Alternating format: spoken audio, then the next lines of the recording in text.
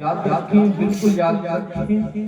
کہ یہ ڈرنے کا دعویٰ آپ کا کھوکھلا ہو سکتا ہے اگر آپ گرو کی صحبت کا،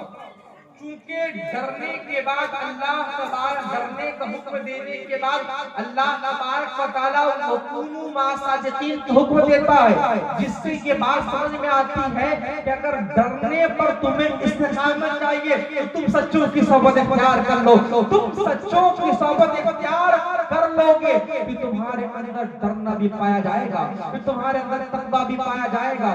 یاد رکھو، بندے بڑے بڑے بندے آئے گزر گئے، تم نے سنا ہوگا مخدوم اشرف جہانگیر سیلانی کا نام، اللہ اکبر، وہ ایک انسان بہت پائے کے بزرگ تھے، بادشاہ تھے، اللہ اکبر، ان کے اندر خدا کا خوف تھا، لیکن اس پر استقامت کے لیے انہوں نے علاء الحق پنڈوی کے دامن کو تھام لیا، یعنی پہلے انہوں نے اللہ سے ڈرنے والے حکم کو مانا، پھر اس حکم پر استقامت کے لیے مخدوم اشرف جہانگیر سیلانی نے علاء الحق پنڈوی کی صحبت کو اپنا لیا، جس سے ان کے ایمان میں اور روحانیت میں ایسی تازگی آئی کہ اللہ اکبر، آج بھی بڑے بڑے لوگوں کے دربار پر جا کر کاسائی کدائی کو لے کر کھڑے ہوتے ہوئے نظر آتے ہیں۔ اسی لیے عزیزان گرامی، میں آپ سے کہنا چاہتا ہوں کہ اگر آپ اللہ تبارک و تعالیٰ کے حکم کو برابر عمل پہ لا کر رکھنا چاہتے ہو تو پھر آپ کو ضرورت ہے کہ آپ پوری صحبت کو چھوڑ دو۔ اس لیے یہ انسان اپنے دوست کے لیے، اللہ کے نبی صلی اللہ علیہ وسلم ارشاد فرماتے ہیں کہ بندہ اپنے دوست کی دین پر ہوتا ہے، اگر تمہیں جاننا ہے کہ وہ کیسا ہے تو یہ دیکھو اس کے دوست کیسے ہیں، اس لیے کہ دوست کیسا ہوگا خصلتیں اس کے اندر ایسی پائی جائے گی۔ میاں اگر تم یہ کہو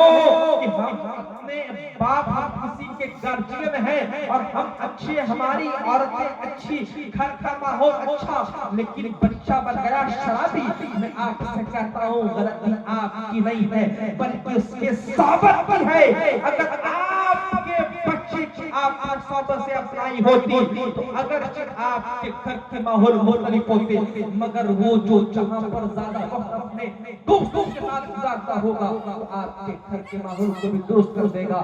یاد رکھو، دوستی ختم کرنے کے لیے،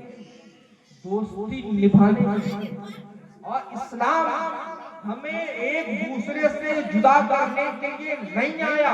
بلکہ اسلام ہمیں ایک دوسرے سے ملانے کے لیے آیا ہے۔ اسلام ٹوٹے دلوں کو جوڑنے کے لیے آیا ہے، بے سہاراؤں کو سہارا دینے کے لیے آیا ہے۔ تو اللہ کے اس حکم سے، یعنی اللہ فرماتا یا ایھا الذین آمنوا اتقوا اللہ وکونوا مع الصادقین، اس وکونوا مع الصادقین سے یہ مطلب آپ نہ نکالنا کہ اگر دوست آپ کے برے ہیں تو اسے ہمیشہ کے لیے چھوڑ دینا ہے، نہیں، بلکہ اپنے دوستوں کے لیے دعا کرنی ہے پہلے کہ اللہ میرے دوستوں کو ہدایت دے دے، میرے دوست کو صالح بنا دے، میرے دوست کو تو نمازی متقی بنا دے۔ میاں آپ کو معلوم ہونا چاہیے خانہ کعبہ کے جب بندہ طواف کرتا ہے، جب بندے کی نظر خانہ کعبہ پر پڑتی ہے، آپ کو معلوم ہے جب بندے کی نظر خانہ کعبہ پر پڑتی ہے تو اللہ تبارک و تعالیٰ کے سامنے وہ جو دعائیں مانگتا ہے اللہ تبارک و تعالیٰ اسے قبول فرما لیتا ہے۔ اللہ اکبر۔ لیکن آپ کو معلوم شیخ شادی کا زمانہ ہے اور ایک بزرگ طواف کر رہے ہیں، لیکن طواف کرتے ہوئے جب وہ دعا مانگتے ہیں، جب اس کی نظر خانہ کعبہ سے ملتی ہے، وہ بندہ دعا کرتا ہے پہلی دفعہ کہ اللہ میرے بندوں کو، میرے دوستوں کو صالح بنا دے۔ اللہ پھر آ کر پھر طواف کرتا ہے، پھر دوسری دفعہ یہی دعا کرتا ہے اے اللہ میرے دوستوں کو نمازی بنا دے۔ پھر طواف کرتا ہے، پھر دعا کرتا ہے اللہ میرے دوستوں کو متقی بنا دے، میرے دوستوں کو زاہد بنا دے، میرے دوستوں کو عابد بنا دے۔ ایک صاحب نے دیکھا کہ بار بار بندہ رو رو کر اللہ سے اپنی دوستوں کی دعائیں کر رہا ہے، اللہ اکبر کبیرہ، تو بندے نے جا کر مشورہ دیا کہ میاں یہ اللہ کا دربار ہے، اس دربار پر اپنے لیے بھی تو کچھ مانگ لو کہ تمہارے حق پر بھی بھلائی ہو جائے۔ آخری بات میں بتا کر اپنی گفتگو کو ختم کرنے کے لیے چلا ہوں۔ عزیزان گرامی یاد رکھے، جب وہ بندہ کہتا ہے نا کہ اپنے لیے بھی کچھ مانگو دو تو وہ بندہ جواب دیتا ہے میاں اگر میں اپنے دوستوں کے لیے دعا کر رہا ہوں تو یہ گویا اپنی بھلائی کے لیے دعائیں مانگ رہا ہوں.